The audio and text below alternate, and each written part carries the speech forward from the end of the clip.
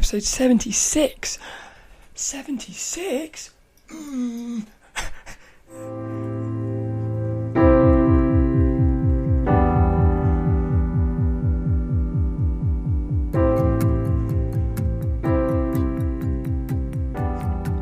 Hello, this is Sophie Lawson from sophielawson.com, and this is episode 76 of the So Free Art podcast, which is a little podcast that I do about the art and things. And this one, I'm going to be looking at this book, which is Show Your Work, 10 Ways to Share Your Creativity and Get Discovered by Austin Kleon.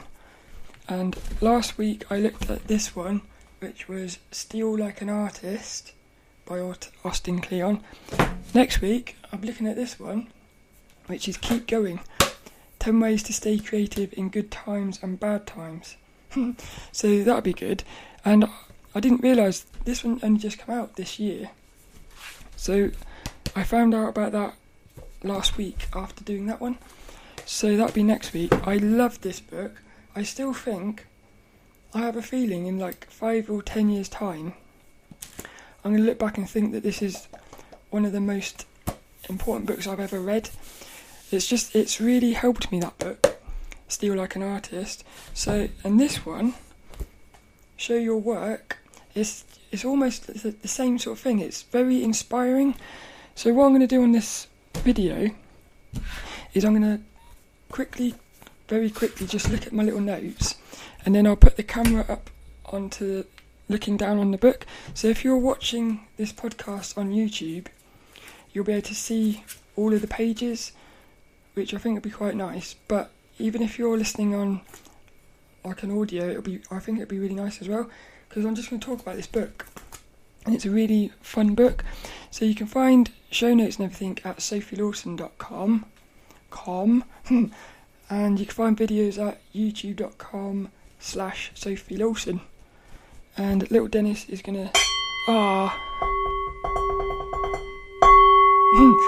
that means it is time for this week's podcast, for the topic. Little Dennis. I like little Dennis. So what I've done is as I was reading the book, I took some notes, and this book is 10 Ways to Share Your Creativity and Get Discovered.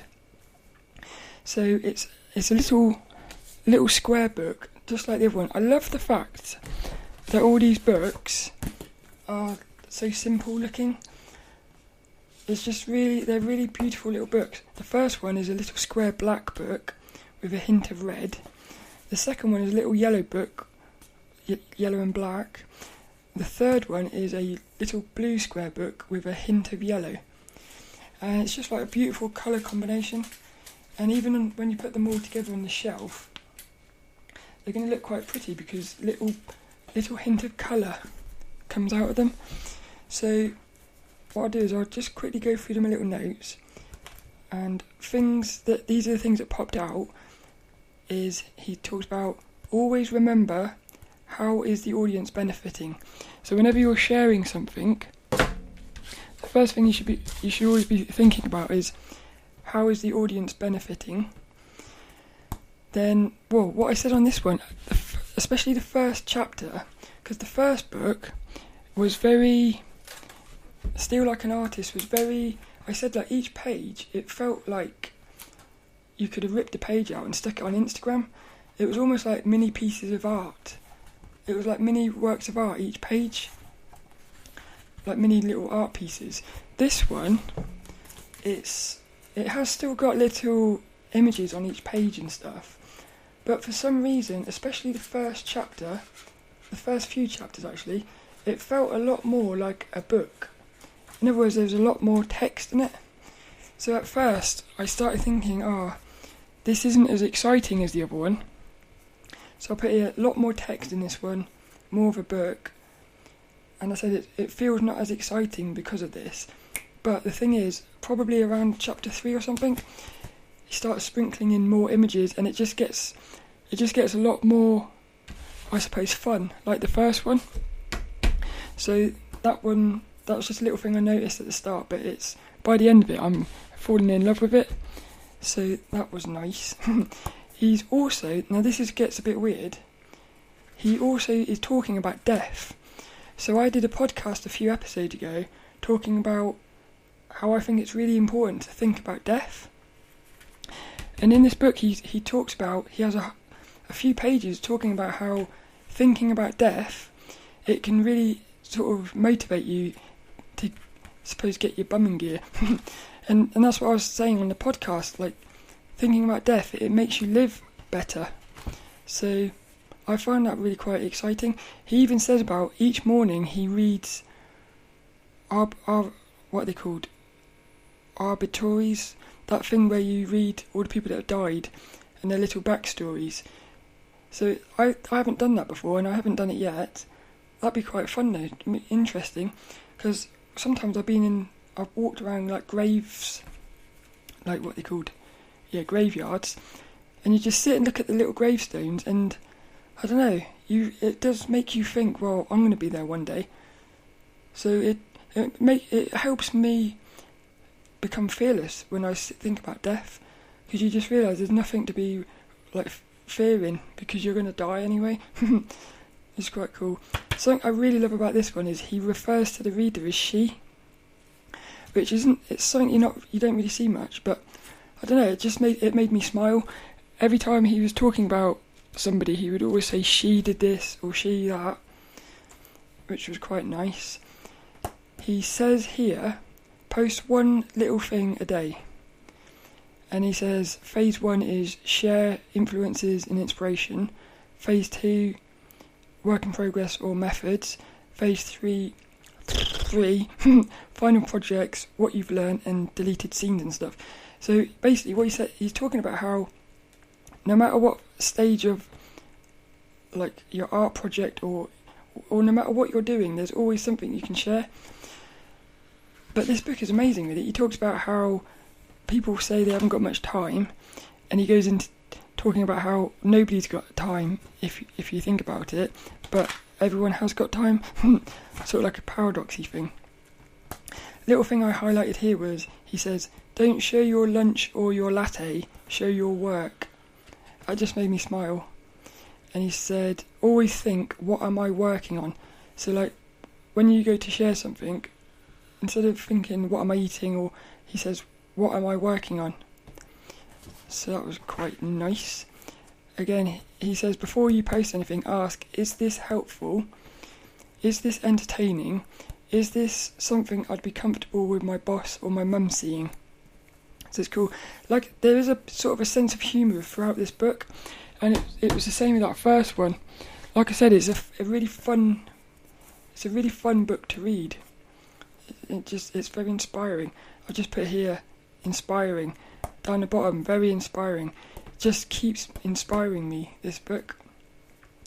And then, like I said, here, he says he's talking about out of body. He starts talking about out of body at some point. Death, myths and fairy tales, how life is a story, meditation. So he's even sprinkling in little bits of like spiritual stuff in here, which I thought was quite nice, because I didn't expect that. And then something here which I've never heard before, because I do this thing where I share like inspirational artwork on my website and stuff, and sometimes I'll find an image, I think this is beautiful, but I can't find who's done it. So he said, and I'm going to remember this forever, I think, he says, find the right credit or don't share it. Because sometimes you find an image, you really want to share it, but you don't know who's done it.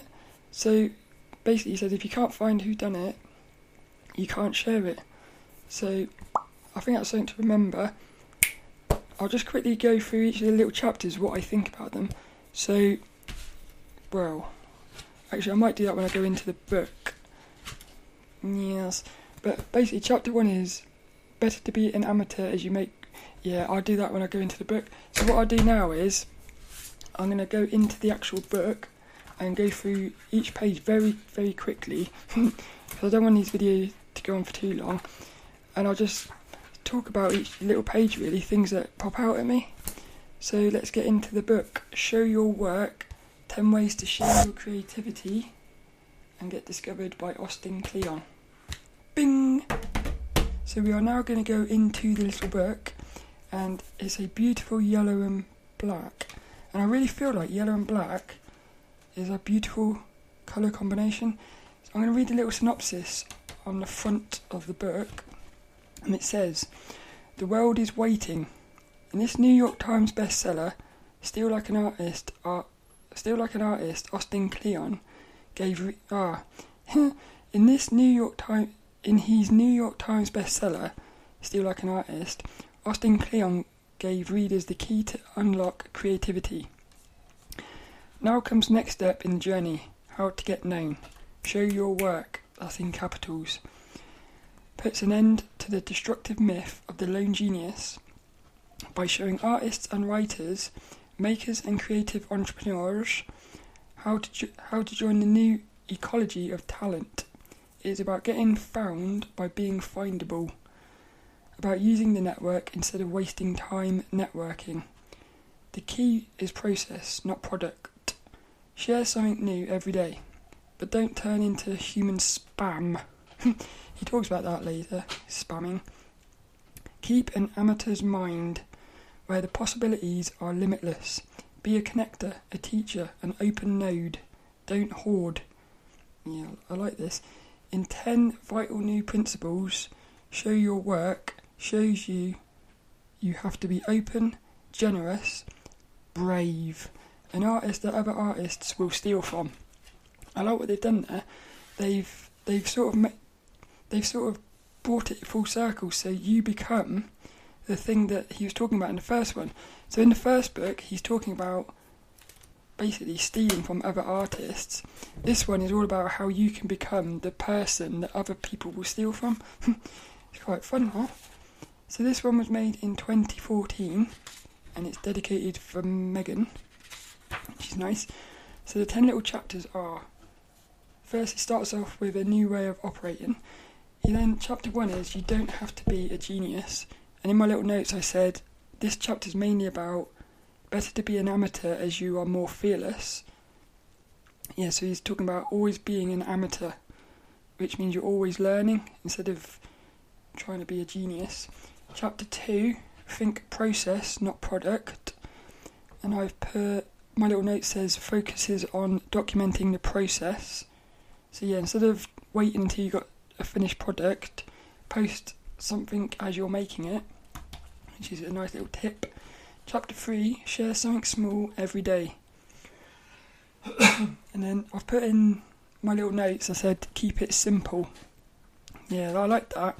In other words, the things you share, they don't have to be masterly put together. You can just share little simple things.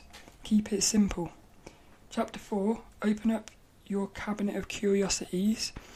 And in my little notes I said this one's all about don't keep it all to yourself, share.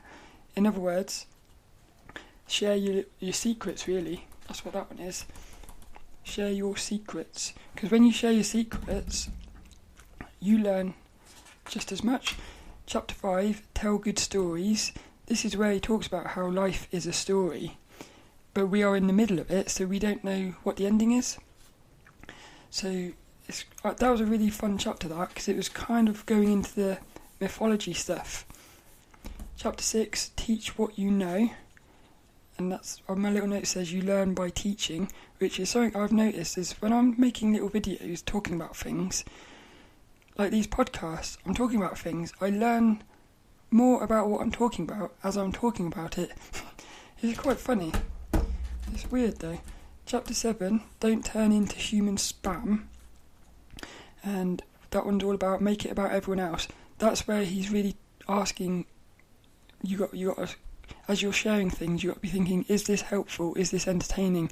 In other words, make it always about the other person.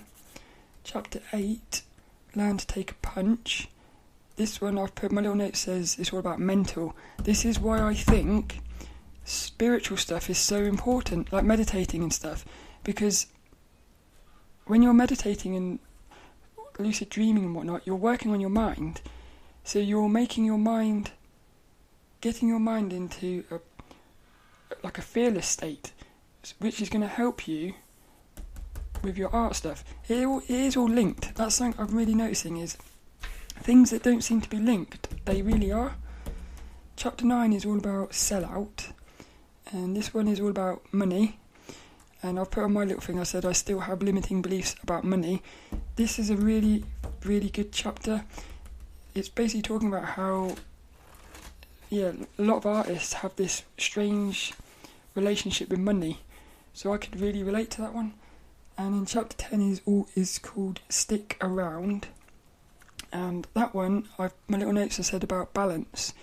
So this one's all about, he talks about a lot about sabbaticals and making sure you're not work all the time. So what I'm going to do is I'm going to flick through this book as quickly as I can. What I love about this book is it's all black and white, so things just pop because you've got high contrast. So when he puts a quote in, it's really, they pop, and it keeps everything really simple. Little quotes in the middle of a page. So it's all about the quote. And this book, it is sprinkled with inspirational quotes, just like the last one. So chapter 1 is all about basically always being an amateur. You don't have to be a genius. Find a genius. I don't know how to say that word. Genius. That's where you find a bunch of people you're all gonna help each other. Be an amateur. Little quote from Charlie Chaplin. That's all of us. That's all any of us are, amateurs. We don't live long enough to be anything else. So I've highlighted some little quotes here, and we stop asking what others can do for us and start asking what we can do for others. This is why he says it's really important to get into a little seniors thing, a little group of people, because you start thinking about others instead of yourself. A little quote that I put a smiley face on is, the stupidest possible creative act is still a creative act. In other words, just share stuff, because even if you're being silly or whatnot, you're still sharing something. People making mistakes, being human is inspiring. This is what I'm saying. A lot of this book, like the first one, is very much sort of going into psychology and stuff. We all have the opportunity to use our voices, to have our say, but so many of us are wasting it. If you don't want people to know about what you do and the things if you want people to know about what you do and the things you care about, you have to share. This chapter is about being fearless, which is why he starts looking into death, because arbitraries, that thing where you're reading about people who have died each morning, it will help you become fearless. So in order to share, you have to be fearless, really, because all these chapters, they link together, just like the first book. The one where you have to learn to take a punch. If you're sharing something every day, at some point you are going to get haters.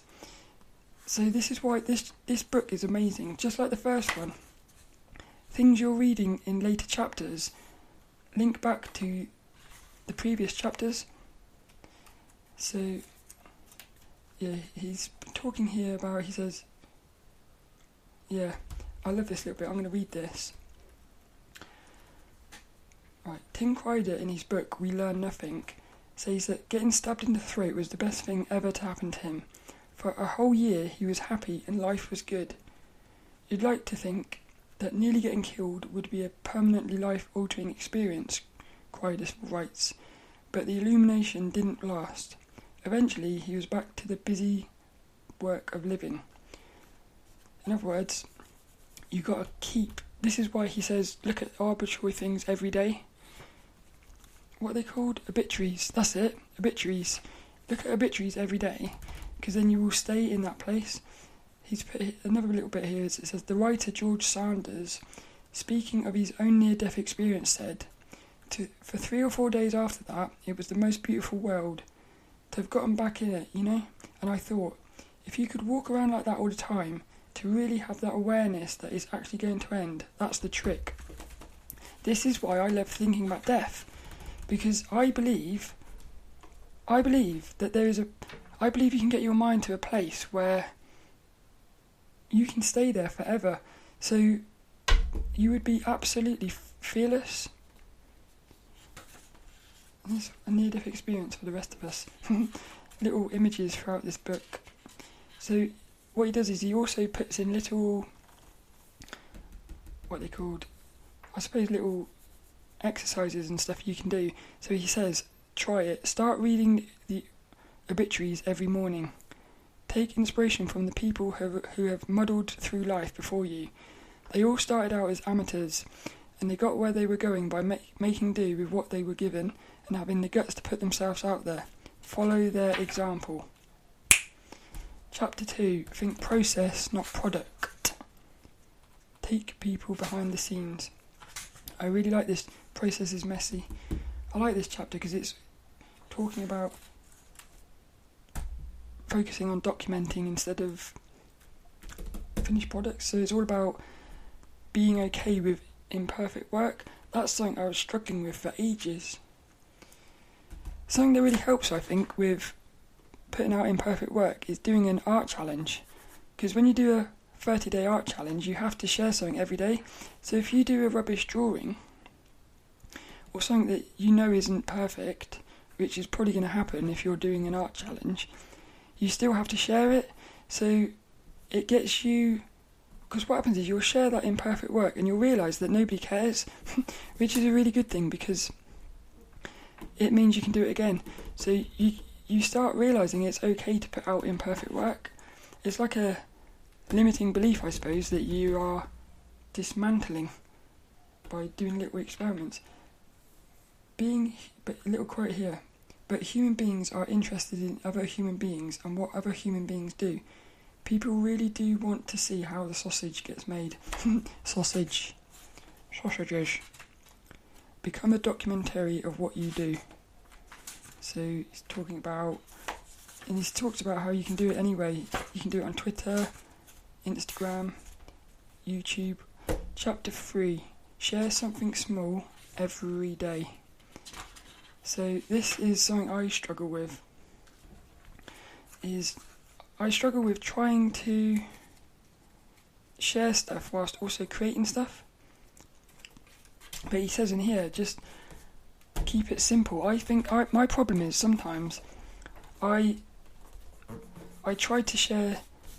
Yeah, my problem is I think too much. That's my problem. I need to stop thinking too much and just share something. Little action step. Once a day, after you've done your day's work, go back to your documentary.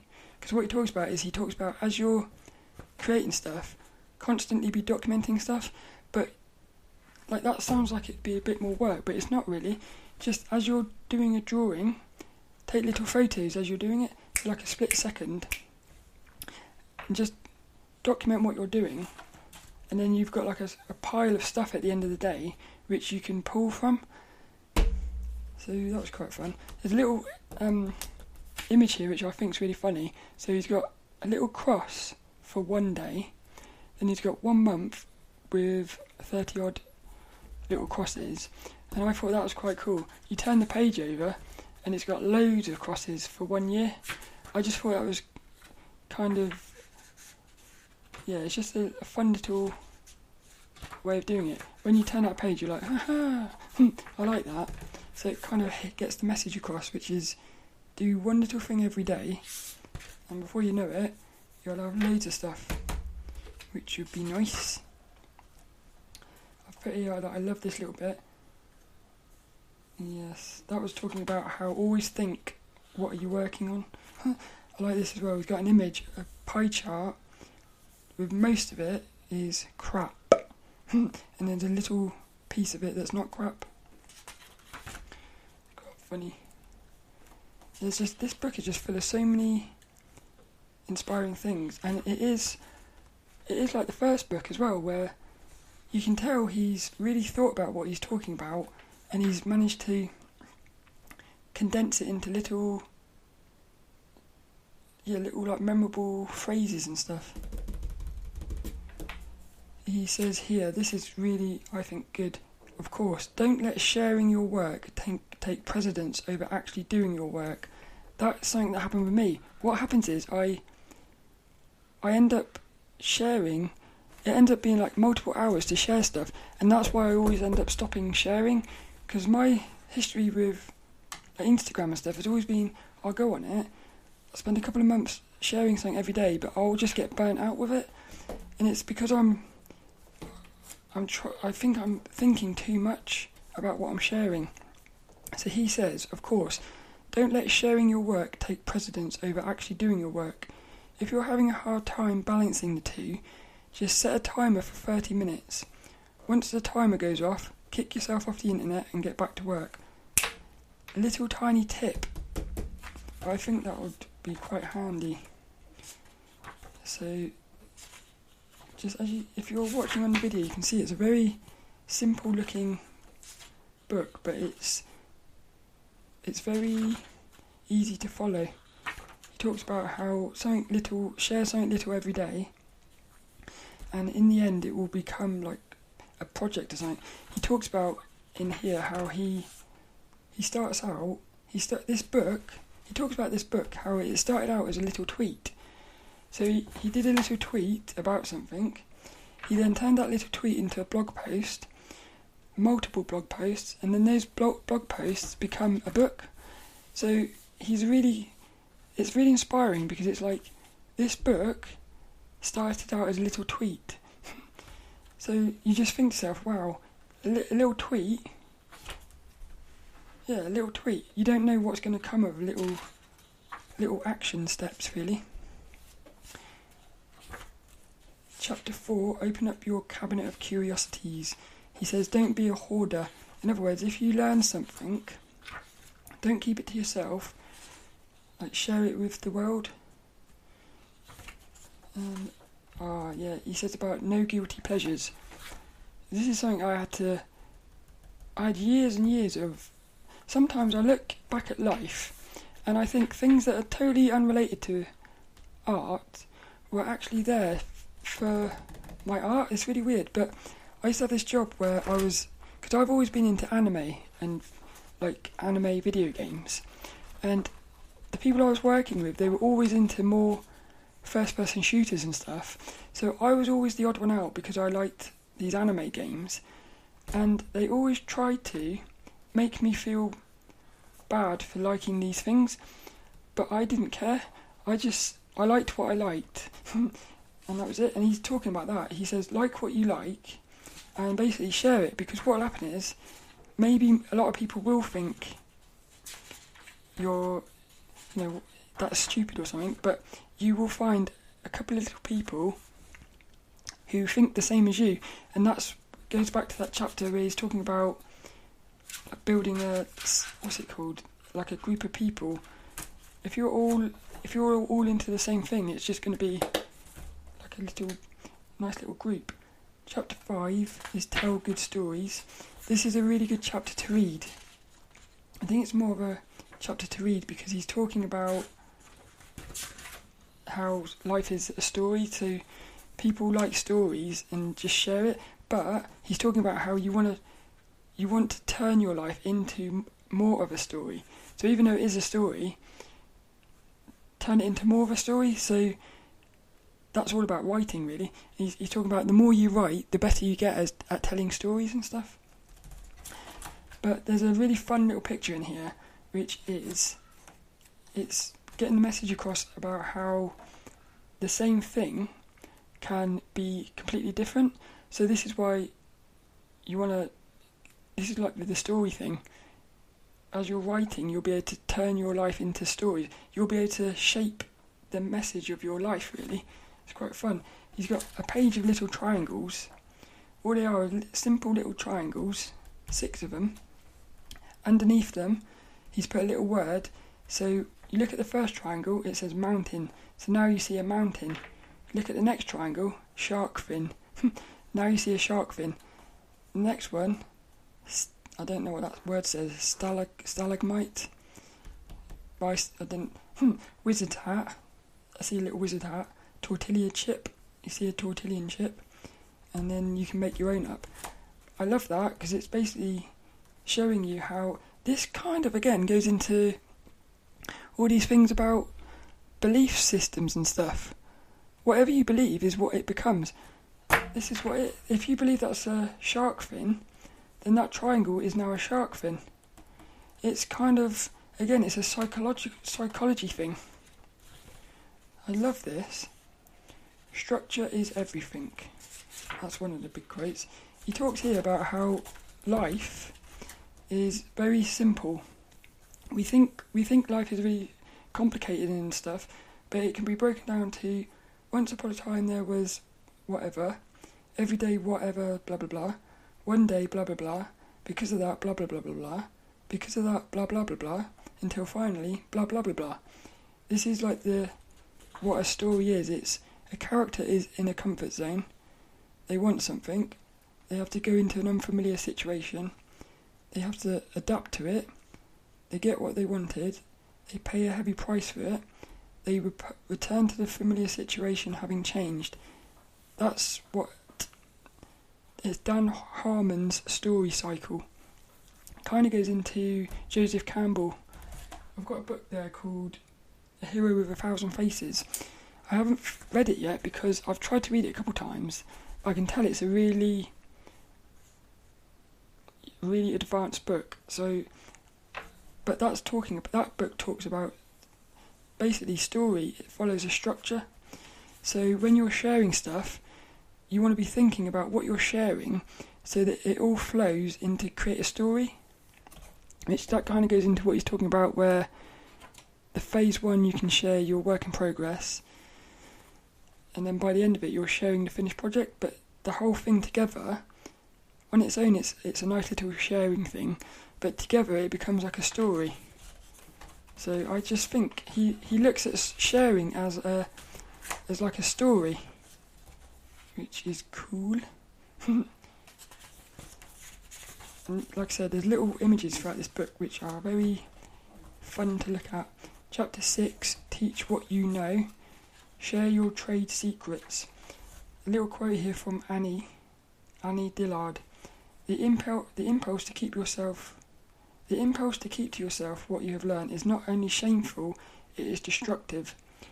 Anything you do not give freely and abundantly becomes lost to you.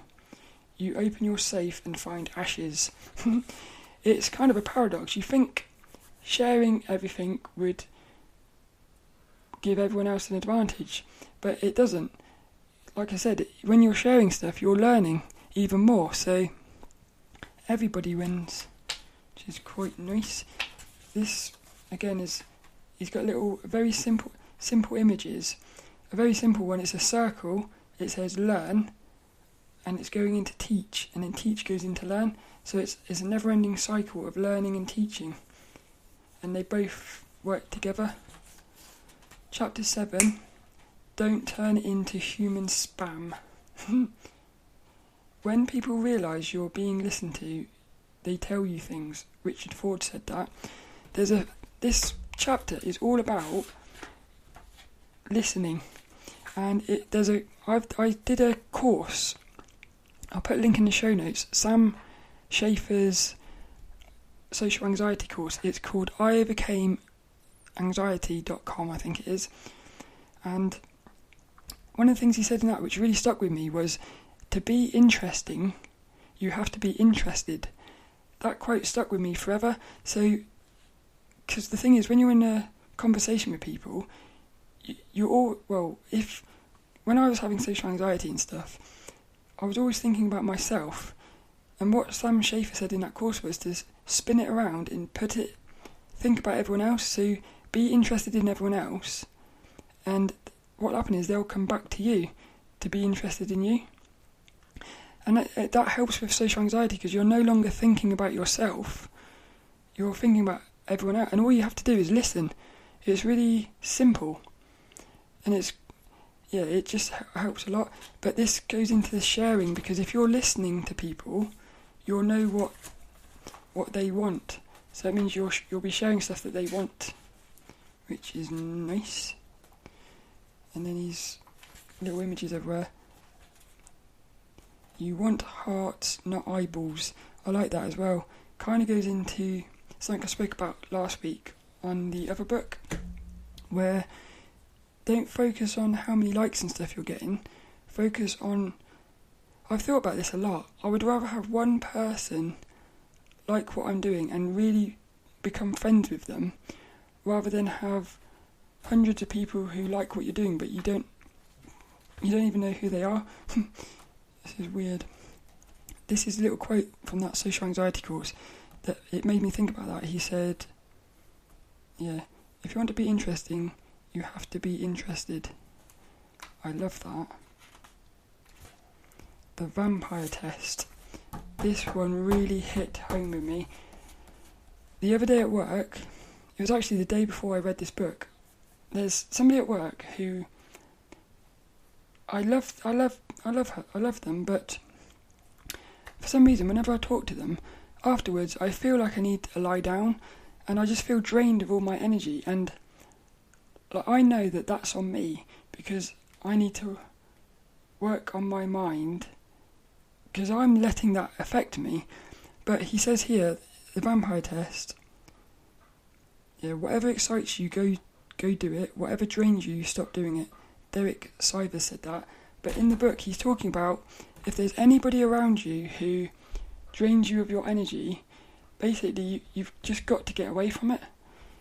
And I know it's easier said than done, especially if you're working with somebody. But there is always a way.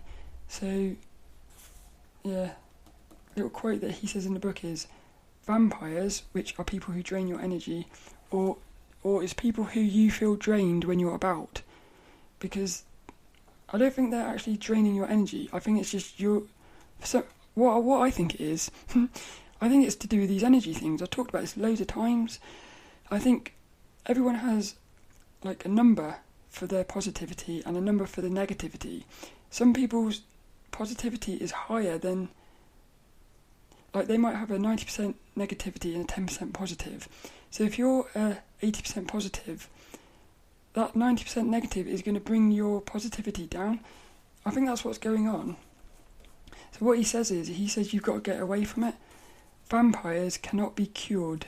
Should you find yourself in the presence of a vampire, be like Brancusi, who he talks about in the book, and banish it from your life forever. Like I said, it's sometimes easier said than done, but he talks about ways to do it and stuff in here. And then talk about your fellow knuckle balleries. Some weird words in here. When you pin your kind, you get your team. Again, this is all talking about being true to yourself. So you're sharing what is true to you, and then similar people will come together.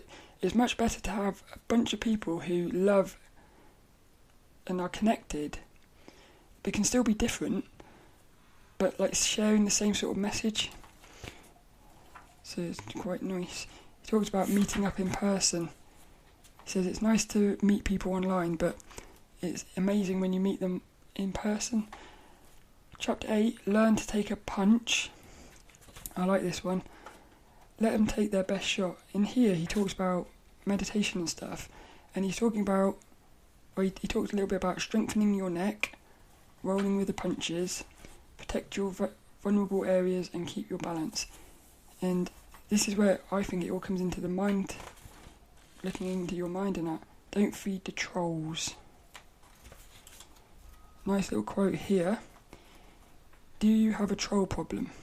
That's somebody who's being a hater. Use the block button on social media sites. Delete nasty comments. My wife is fond of saying, if someone took a dump in your living room, you wouldn't let it sit there, would you? Nasty comments are the same. They should be scooped up and thrown in the trash. In other words, don't put any attention on negativity. Just... Chapter 9, Sell Out. And it says, even the Renaissance had to be funded. Love this chapter. I'm going to have to read this one so many times, because I've got some weird limiting beliefs and stuff about money. And this one's just talking about how no matter what you're doing, you have to have money. So it's talking about basically looking at money as something that is going to help you, instead of money as something that's evil and stuff like that. I love this book, the way it's set out. I like this quote as well from Walt Disney. We don't make movies to make money. We make money to make movies. To make more movies. I love that. Again, it kind of goes into that same thing. Instead of putting your focus on money, put your focus on creating something, so that the money is there to create something. It's not that you're creating something to make the money, it's just spinning it around.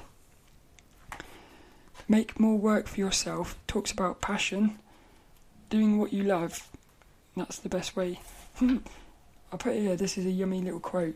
So it says, little sentence says,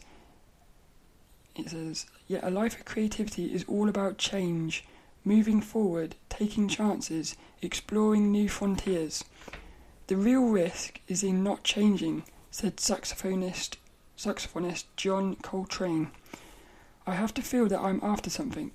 If I make money, fine, but I'd rather be striving. It's the striving, man. It's that I find. It's that I want." But I like the bit at the start where it says, "A creative life is all about change, moving forward, taking chances and exploring new frontiers." Kind of goes in together with being fearless. There's fun little images in this book. Final chapter, stick around. Don't quit your show. It says here, work is never finished, only abandoned. Paul Valery said that. And this one's just talking about, you've got a little image, it says, just keep going. Yeah, chain smoke. Again, this is all about just keeping it going, little crosses. Talked about in the first book, every day do something little, and in the end it will come together. Yeah, go away so you can come back. This one, he talks about sabbaticals. Somebody, who was it? I don't know, somebody in here, every 7 years, they take a year off to go on like a sabbatical. It's the designer Stefan Sagmister. But I know Sean McCabe at SeanWest.com, he too is doing this next year. He's taking a year off, and it talks about in here, I love this chapter. They were talking about how there's like this artist, he got really good at something, and then what he did was he just basically threw it all away and started from scratch, because he knew that going back to the start, it goes back to chapter 1. If you get too good at something, you'll get complacent and you will stop learning. So if you just get rid of everything and try something completely different, what will happen is you will become a learner again, which that will inspire you. But the other thing is, everything you've already learned will come into what you're doing. So even though you feel like you're going to be starting from scratch, you won't, because you'll be taking what you've learned with you. So it's just a fun little thing, really. Talks about getting out in nature, exercising. Yeah, I love this chapter. Something here that I thought was beautiful. Yeah, don't think of it as starting over. Think of it as beginning again. Go back to chapter 1, literally, and becoming an amateur. That's what I just said about. Look for something new to learn, and when you find it, dedicate yourself to learning it out in the open. So it just becomes this never-ending circle. And then when you get really good at something, that's when you've got to go start learning something new again. It's quite a nice way of looking at it, really. And that's basically the end of it. So what he did in the first one, he says, what now? So he's got some little action steps here. And the action steps are, go online and post what you're working on right now with the tag show your work. I actually did this yesterday, so I haven't posted anything on my Twitter or Instagram for 2 months, and this book inspired me to post something, and I'm going to try my best to just post something every single day now. And yeah, just keep it simple. and hopefully I won't get burnt out again, but if I do, I'll just have to come back to this book and get inspired again, really. Another little thing he says is, plan a show your work night with colleagues or friends. Use this book as a guide. Share works in progress and your curiosities. Tell stories and teach one another. So it's all about this. You can't do this on your own. You have to be with other people. And then a final little action step. Give a copy of this book away to somebody who needs to read it. So I shall do that one day. And then he's got a little book list, which you can see on there, but if you read the book, you can see that. And then your mileage may vary. Just like the first one, he says, some advice can be a vice. Feel free to take what you can use and leave the rest. There are no rules. I show my work at www.austinkleon.com. And then I love this. At the end, he puts in a load of little images of things he was working on and basically the process of putting this book together, which is quite fun to look at, really. And then that's it. A page of little thank yous and inspirational stuff, and then that is it. And there he is, a little Austin Kleon. Looks like a very happy chappy. And that's basically it. Show your work. 10 ways to share your creativity and get discovered by Austin Kleon. Very inspiring book, just like the first one, still like an artist, and hopefully this one will be just as fun, because next week I'll be looking at Keep Going, 10 ways to stay creative in good times and bad. But if I had to sum this book up in one word, I would say inspiring. Super inspiring. God, that was a bit loud, wasn't it? That's the end of the little look at this book, Show Your Work, by Austin Kleon. I really hope you enjoyed that, and what I'm going to do now is say the inspirational quote. It comes from this book and it is on page 19, which is from the chapter where he's talking about, it's from chapter 1, you don't have to be a genius.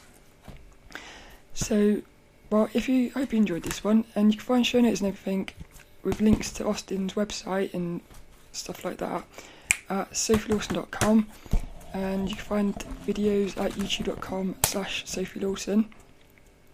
So this week's inspirational quote is, the best way to get started on the path to sharing your work is to think about what you want to learn and make a commitment to learning it in front of others. I love that. I think that is just a super simple.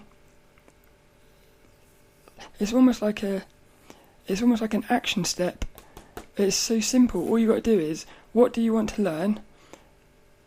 Work out what you want to learn and then share it. So you are both getting better, and also hopefully helping other people get better at the same time. That's cool. So this week's inspirational quote, the best way to get started on the path to sharing your work is to think about what you want to learn and make a commitment to learning it in front of others. Austin Kleon.